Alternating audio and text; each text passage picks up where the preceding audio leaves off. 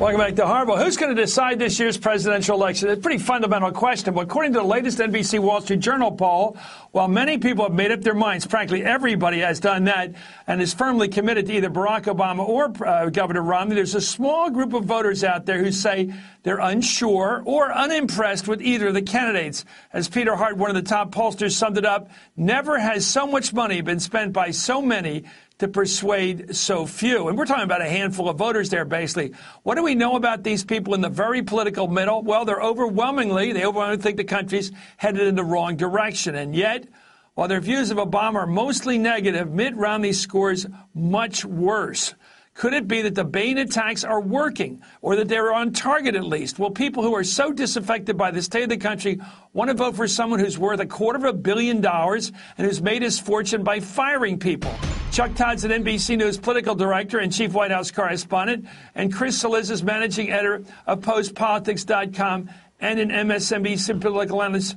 You know, I think this is just fascinating, Chuck. I know you've been talking about this with some others, our producers, and this small group of hardcore people who I almost think of them as Ross Perot people. They don't like the way people run this government. They don't like people, maybe, in general. They've had a hard life. But they really don't like the cut of the jib of Mitt Romney at all either. Let me explain what we did. These are, every month we have this 7 to 10% that's undecided. And so what we did is we pooled all of the undecided from about 3 or 4 straight polls so that you get a larger number of folks so you can figure out who they are. Well, boy, did we figure out who they are. They're, as you pointed out, they're very negative on the president, very negative on Mitt Romney. But here's the person that they're not negative on. That's Ron Paul. And so when you describe them as Perot types, that's exactly what these are, the no BS voters, the sort of burned out on the BS. Yeah. They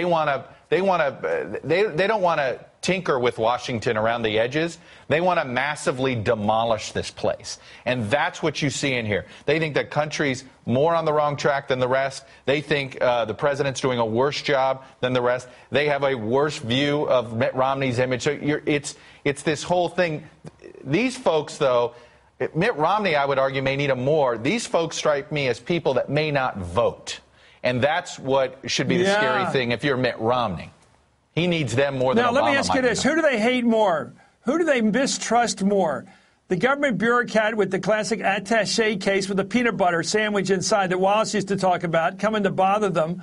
Or do they mistrust the big shot efficiency expert from the corporate guy that comes in and takes over their company, cans guys like them, and makes more money for the people who've invested? Who do they hate more, if you put it that way?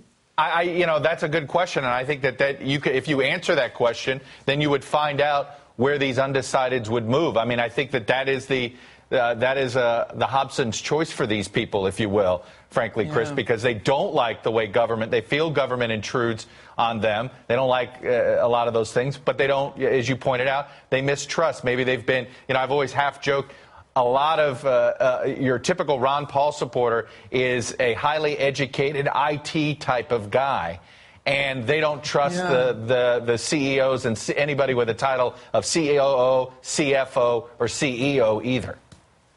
I think I know some of these guys. Well, here are some interesting numbers in terms of people who say